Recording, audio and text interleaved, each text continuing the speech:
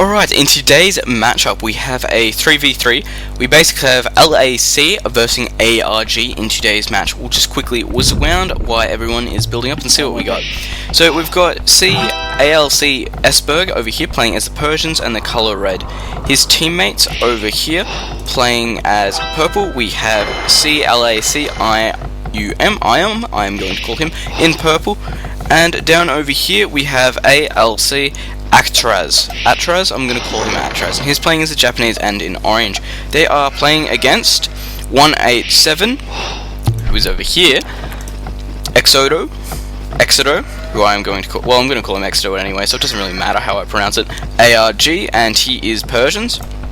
Down over here we have 132, Gary ARG, who is playing as the Japanese, and over here we have 15, the King ARG, who is playing as the Vikings. So we've got pretty much the same civs on each side. So let's have a look at the build-ups. Naturally, with most water maps, you see that they put quite a few villages onto wood quite early.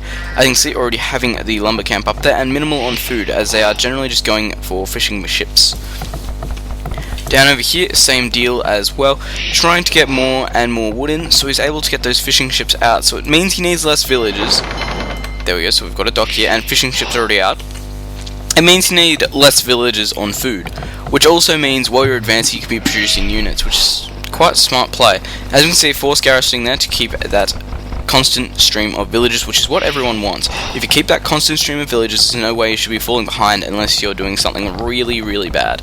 And by that I mean idle villages, losing villages to boar, etc, etc. So migration, the map is, if you haven't realized already, and if I haven't said it, so basically small island for each player, 1 lump of gold and a little bit of forest, 1 lump of stone. You usually get a deer patch and berries.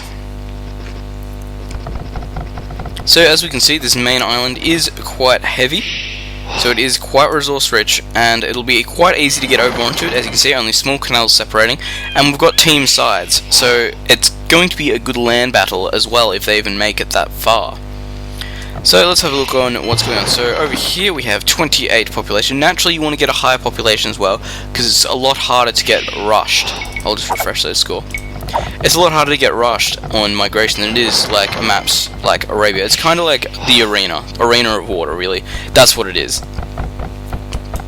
So keeping all these villages busy, trying not to get any blockage on there, so it can keep coming out. And that sounds like another dock. There we go. So what are we up to? Just 2?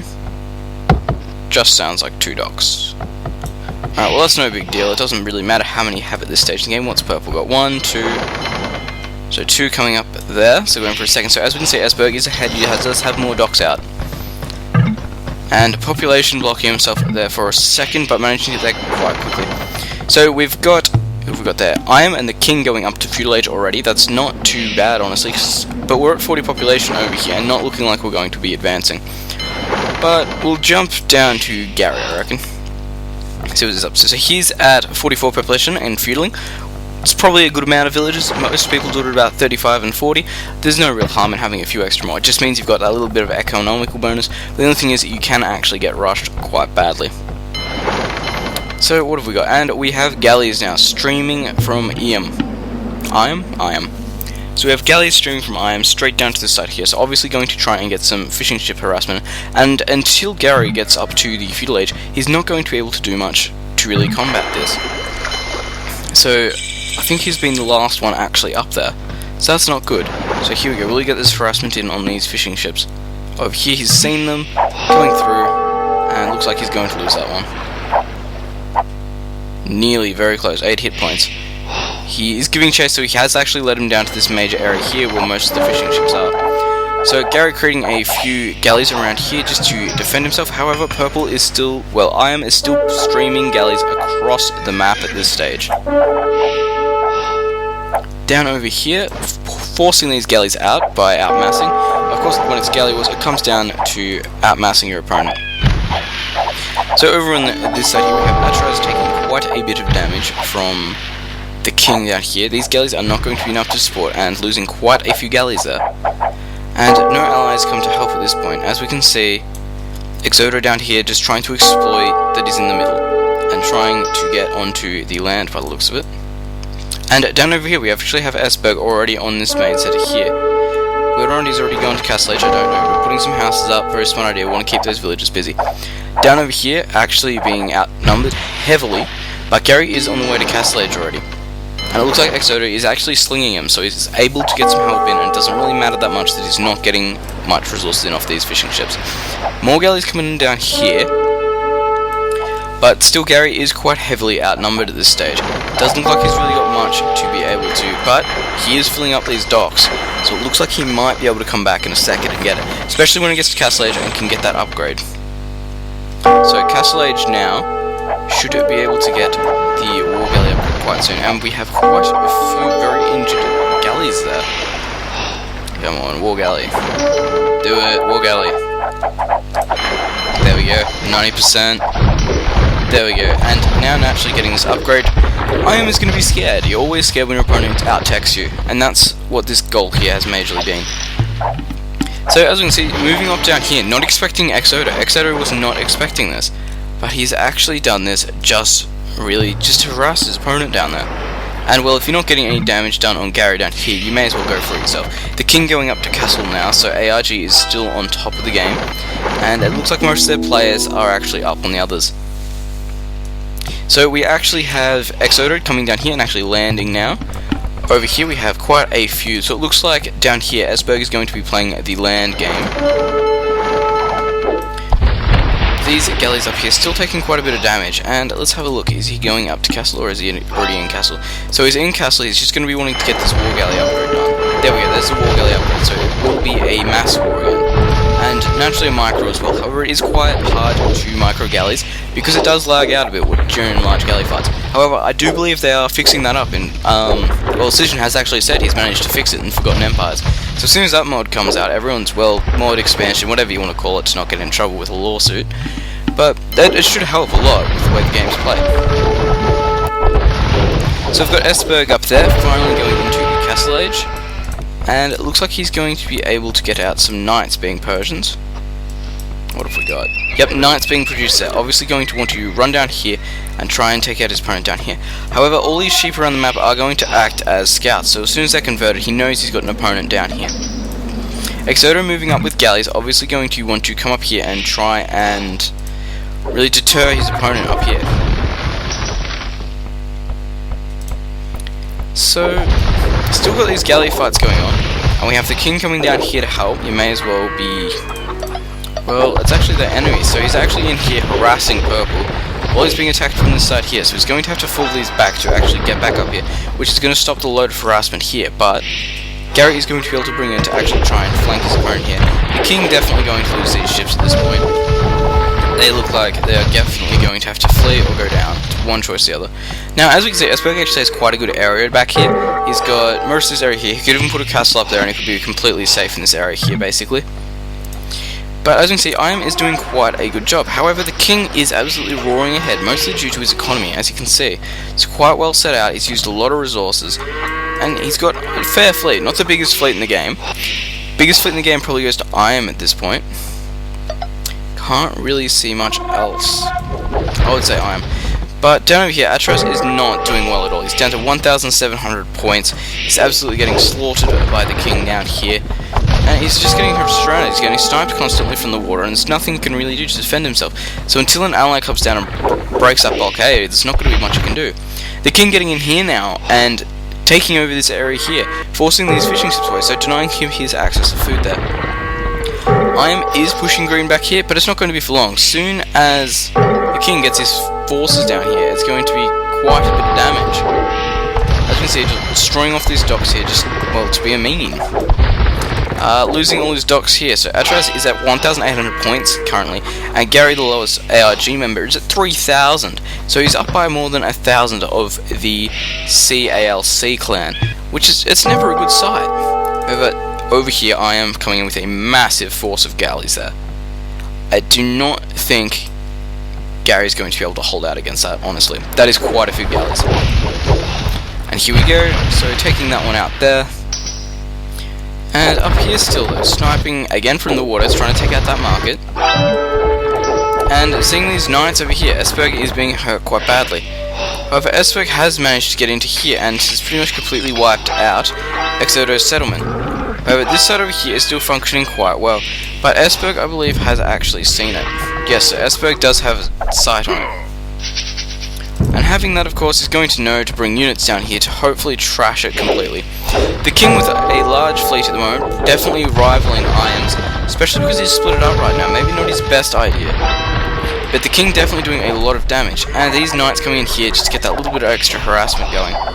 Hasn't finished all his upgrades though yet. You definitely got to get those upgrades, I can't stress that enough. The upgrades can pretty much turn the game.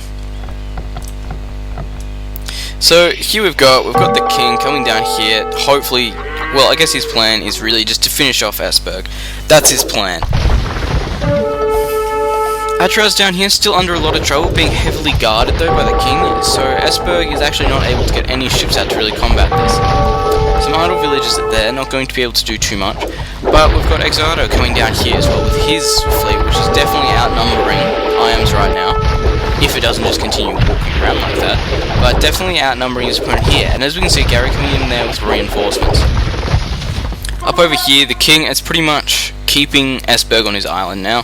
He isn't producing any ships, and he's had to move on to this main island here. As you can see, he's already done that quite early, but if he didn't, he would have been in a lot of trouble by now. He would have been being sniped from the water, and as you can see, he doesn't have access to this gold pile anymore. This gold pile, of course, being the starting one, being extremely important to his economy.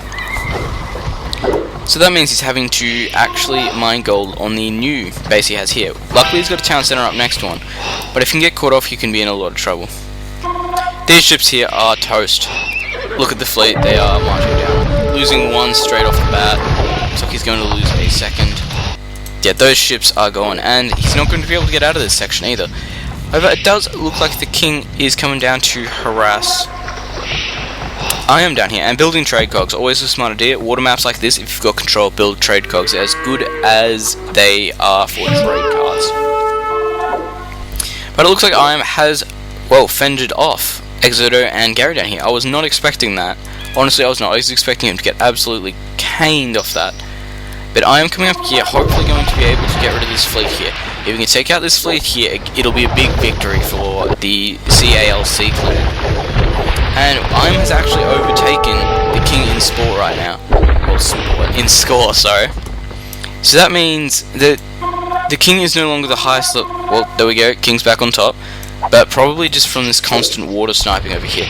Migrating onto the main island there. It looks like every player has actually migrated onto the main island now. We've got... Yep, that looks like everybody has. So it's going to be more of a land battle now. As you can see, they've already got them stuck on these islands here. So, with them stuck on these islands, all really that ARG has to do is win the land game. They have got on a bit late. As you can see, Esberg does have a lot of control of this main island right now, but it doesn't mean they can't outmass at this point in time. As you can see, getting their forces ready here, knowing that Esberg is using knights, and I can't really see how many he's got around, but quite a few actually. Using knights, so naturally building the pikemen to counter this. Coming down here to help his ally, which is good teamwork. Getting attacked by this town center as well as being hoarded off by these pikemen. Pikemen are the most horrible, scary thing you can see when using knights. So you know you're not going to get their money's worth out of them. So we might go spectate the king for a little and see how much resource he has. A lot of gold right there, a lot of gold and stone. It doesn't even look like he's put up a castle yet. He's going to be able to use this to just lay waste to his opponents at this point. However, Iam is taking the water fight over here. It looks like he's coming down both sides here and doing a lot of damage. So the king over here with his siege workshops already up, finally advancing to Imperial Age, which means he's going to be able to level up with those rams. I believe that the Vikings can get siege rams. Just from my current knowledge, I believe they can. But there we go, so Iam has won the water battle over on this side here. But most of these guys are trying to migrate to land at this point. And it looks like this castle is not going to go up. That castle is definitely going down there for Atraz, who has not had a good game. Definitely not his best game here. But all these knights coming in, going to make a big difference to these crossbows. The knights are just going to slaughter these crossbows. The king being smart, putting them into this corner here, however, not going to be that helpful. When you're outnumbered by that amount, you're not going to play very good. King desperately flaring for help right now, trying to get all these pikes down. Pikes, of course, going to do a fair bit of damage, but nothing really that these knights can't handle. So, I'm just down here, up by a good, what, like 700, 800, 900 points. Nearly 1,000 points up. So, as you can see, just sniping from the water, trying to get Gary to a useless position where he can't help out. However, Gary has migrated over, has his castles up, has most of his town, well, it has 2 town centers up there, so it should be alright. Down over here, quite a few knights, and the king finally making it to Imperial Age, as well as Exodo, so he's going to be able to get out those halberdiers, which are just going to lay waste to these knights.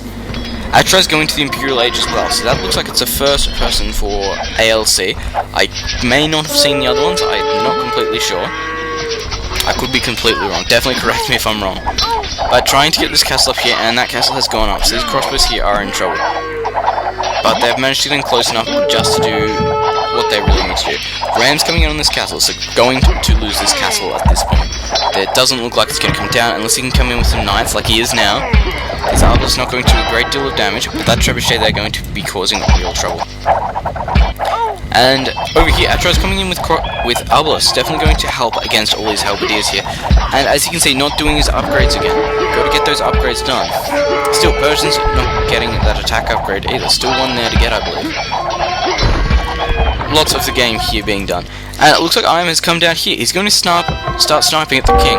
Very good plan indeed.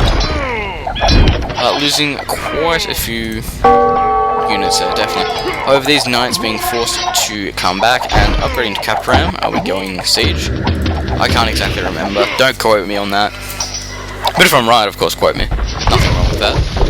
Losing quite a few villages up here, actually. 1, 2, 3, 4, 2, 4, 5, 6. Nearly all of them. 7. 8, 9. Quite a few. That's a lot of villages, I will say that. And Exodo is actually up on score at the moment, just behind Iam. He has managed to get this ground control over here, and the minimal harassment, really. That's what's helped him so far. Minimal harassment.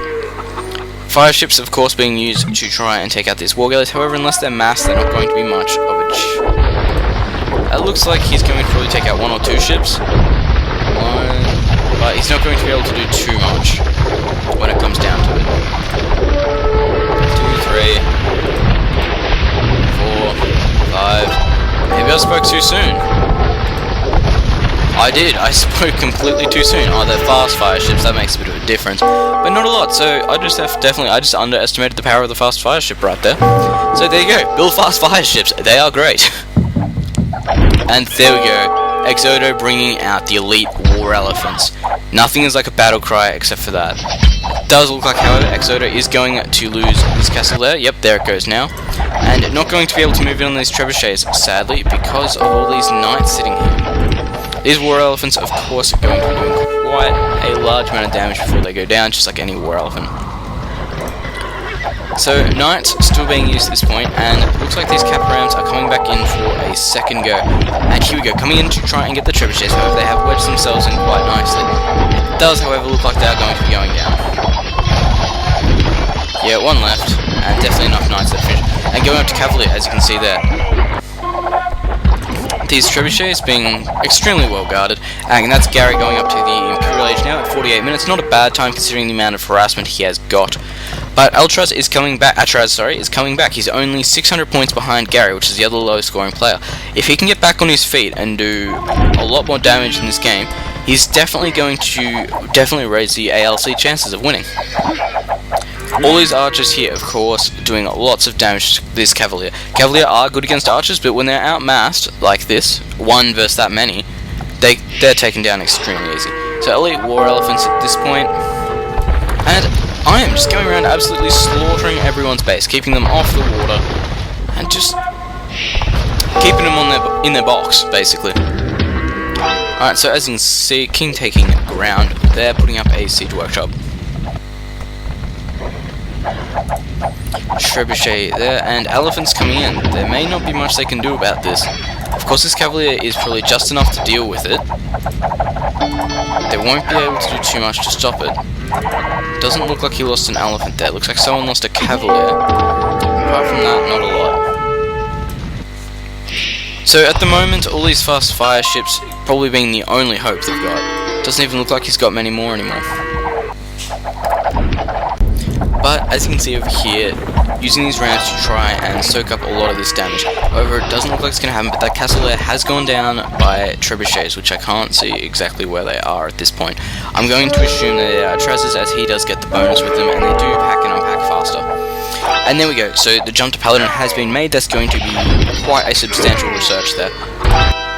And quite a big ground battle going at this point. It's more of a land battle than it has been recently. Usually you see most would be won and lost on the water, and of course there you go, Rams getting that bonus versus Rams.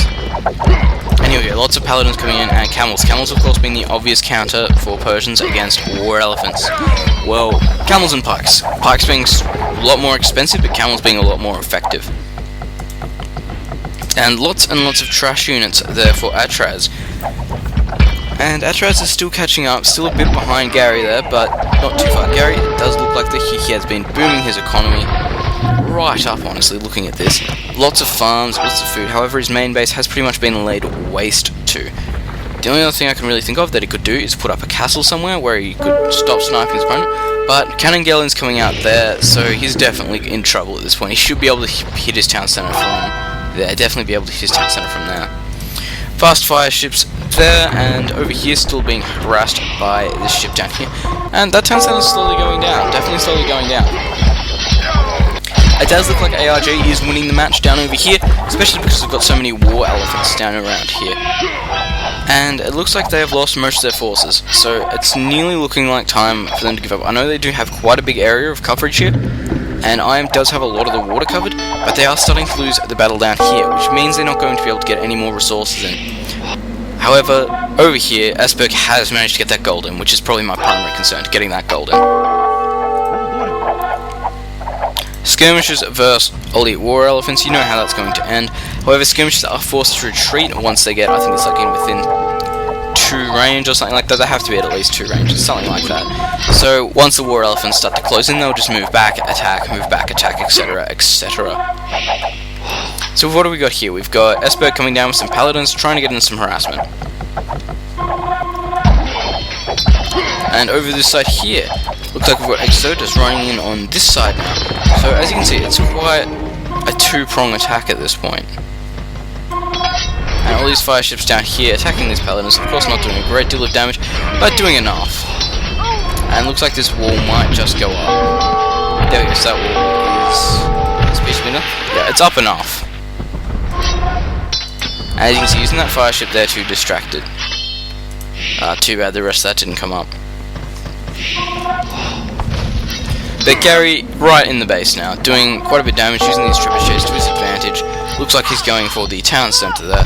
Yes, so Esberg is going to be down the town centre. This front here also advancing. These halberdiers of course being good, but when backed up by Arbalest, they've got no match against them. No match against war elephants at all. So starting to look like a good game here. There's not really that much they're going to be able to do to defend from this. I can see they're furiously spamming units and definitely using these monks as well to try and convert these war elephants. As you can see, that one there being actually converted. But not a lot going on, just slowly taking out their opponent down here. Obviously this trebuchet is going to move up, go for this town center over here. As we can see, that one already setting up. And just slowly taking down their opponent on this side. Very slowly, but very surely. Again, we've still got Esberg down here, but still trying.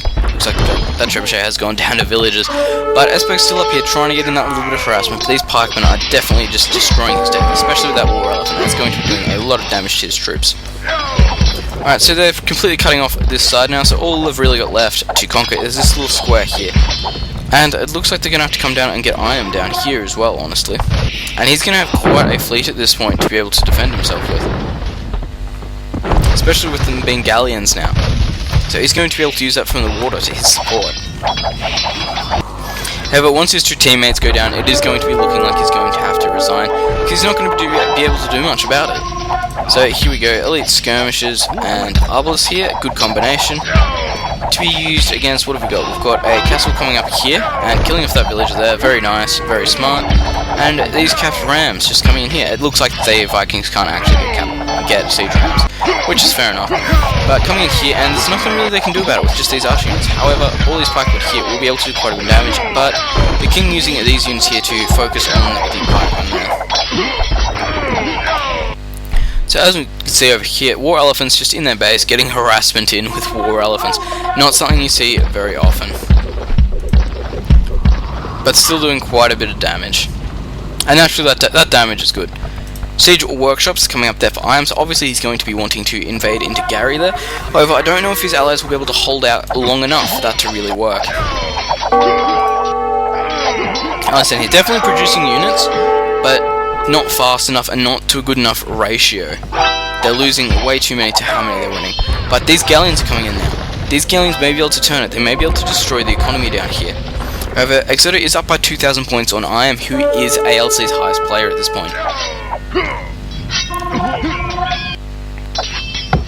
So we've got castles coming up here for Exodo, and not a bad idea, honestly, going to be able to use this front here, and it means he's less likely to get harassment in. So they are reclaiming this area up here very slowly, surely but slowly really is the best way to put it.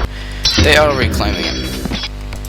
However, it does look like Gary is putting a town centre up there, so he is looking to claim this area over here, and these war elephants should be more than a match for these units down over here. As you can see, with that high pierce armour and generally good other armour, well, I should know what that is. Hack, I'm just going to call it Hack. Hack and pierce sounds about right. Bit of Age of Empire Earth there, really.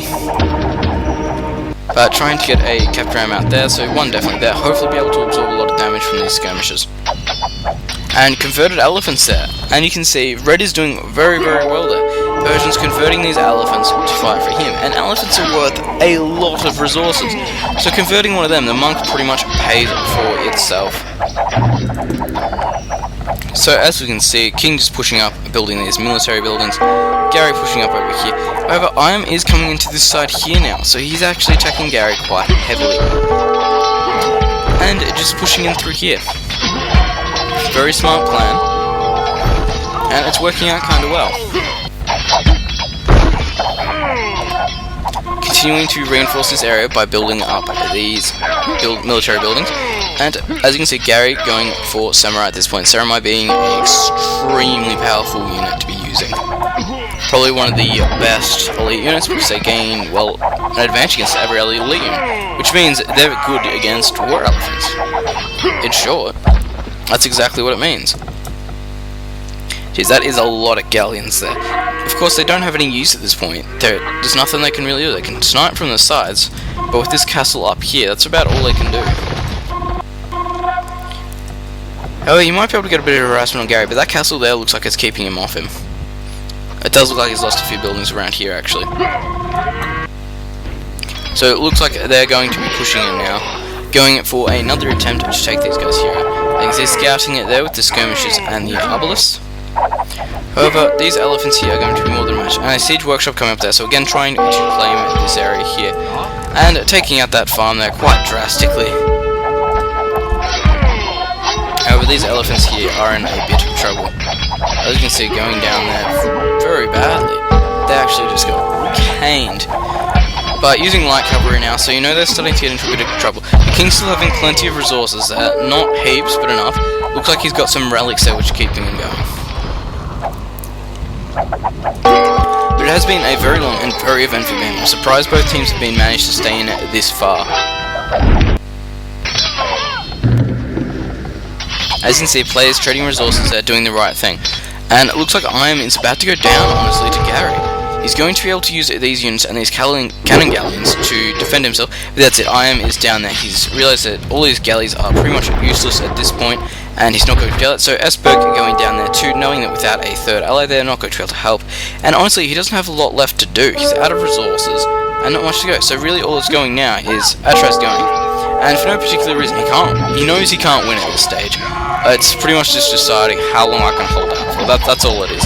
Basically, as soon as this is gone, I would expect him to resign. So doing a lot of damage, and there we go. So Atro's just deciding the game wasn't worth holding out for. There was no way he could have won. So alright, thanks for watching. Remember to comment, rate, and subscribe. And I'm going to have a drink because my voice is very, very tired and I need a drink badly.